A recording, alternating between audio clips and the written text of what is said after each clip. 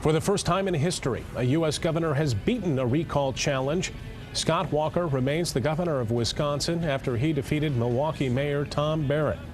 Tens of millions of dollars were poured into the recall effort, spurred when Governor Walker passed controversial budget-cutting measures, which included stripping most public employees of their collective bargaining rights.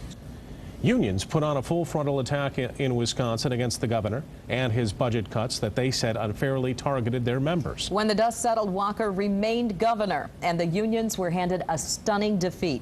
24-hour News 8 political reporter Rick Albin was in Lansing today assessing yesterday's vote and what it means for labor going forward. It's something everybody's talking about, I can promise you. Walker did something nobody else has ever done, as you said. He survived that recall effort. For Wisconsin, the implications are huge. For unions, it raises a question of their influence in government and elections.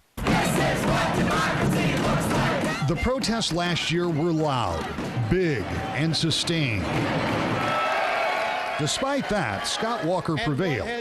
What, if anything, does that say about the impact of unions on the political process? As always, it depends on who you ask and which party they're in.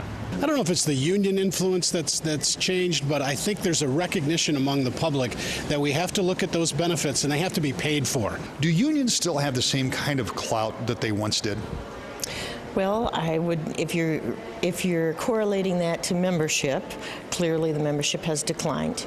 And you know, I'm sure there was a place for unions, there was a process, and it always elevates the discussion. And it's not just Republicans that believe that union clout has a lot to do with that declining union membership. Do unions still have the same kind of influence in either elections or government that they once did? Well, I think, the percentage of the population that is part of a unionized household is significantly less than it was 30 years ago. And with that, I think comes a gradual decline, perhaps, in influence over the political process. But I do think that unions and businesses both have a role to play in the political process. I'm not sure to what extent the unions have perceived influence in Wisconsin. I'd say that in our state, they're probably more of a factor than in some of the surrounding states, or even most or all of the surrounding states. And Representative LeBlanc raises an interesting point. Michigan is, in some ways, the home of unions. And this fall, there may even be a ballot measure that would ensure collective bargaining rights and virtually exclude any attempt to make the state a so-called right-to-work area. If that does indeed get on the ballot, it may be the next big test for unions and their political power.